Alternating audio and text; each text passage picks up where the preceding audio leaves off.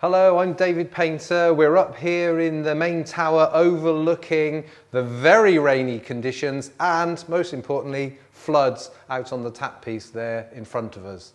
Welcome to another edition of WildWatch.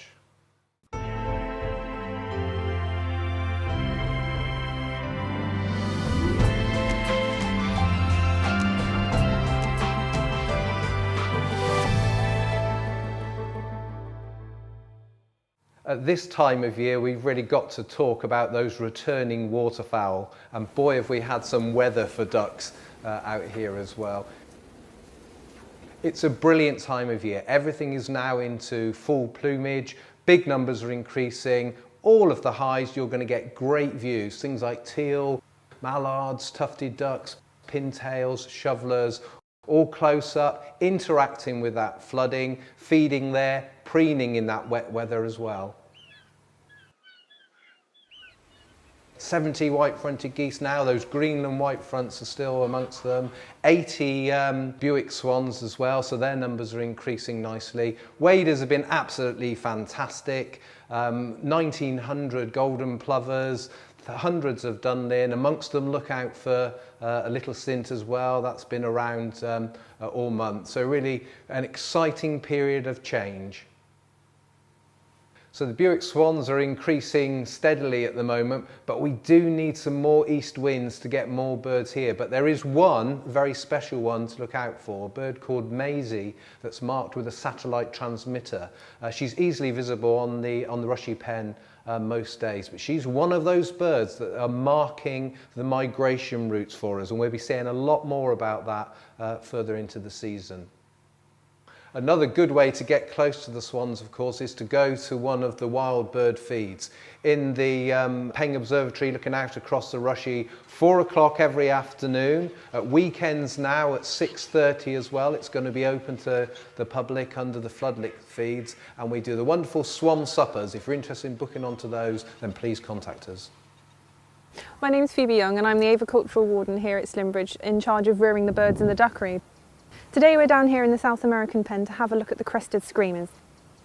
Screamers are a fascinating species, not just because of what you can see on the outside, which is of course very diverse and interesting, but what's under the skin as well. They have a fantastic network of air pockets under their breast tissue, which provides lovely insulation for those hot days and cool nights that they'll find in the South American habitats which they inhabit. These birds don't dive, and so all of their foodstuffs are found very close to the surface. So being able to wade across a diversity of wetland habitats is really important to them. Another fascinating part of the screamer anatomy are the carpal spurs, of which each bird grows 4, 2 on each wing. They can grow up to 2 inches in their lifetime and are long, hard, bony protuberances, and males can use them to defend territory and protect females during the breeding season. One of the absolute most famous things to do is alloprene. Allopreening is essentially where they mutually preen one another to renew the pair bonds, and they particularly focus on those really delicate little black collar feathers around the neck, and the dexterity and care with which they do these behaviours is just absolutely charming, and it's lovely to be able to see so many South American species showing that sort of bond, that life connection. Screamers can live for a very long time in captivity. We know this because our old male reached 21 years with us. His female's now been rehomed to a new collection, and we have a young pair which are currently renewing their bonds and starting out in life. And the South American pen's a wonderful place to see that happening. Hi, I'm Jay, and we are showing you tonight some of our amphibians that behave nocturnally in Toad Hall. So once a week, what I do is I feed the mud puppies, and you wouldn't get to see that because generally I do that in the evening just before I'm leaving work as they're starting to come out, because they're a nocturnal species, so they're more active at night. That's one of the problems you have with exhibiting amphibians. Generally, a lot of them are nocturnal, so it takes a lot of effort to get them to exhibit during the day. You can see them very often poking out their heads, but we should get some really good look at them right now as they're feeding. In our breeding room, we also have species that come out at night. So I generally feed them worms as well at night. We've got species like the Kayseri newts, which are from Iran, and they're a critically endangered species.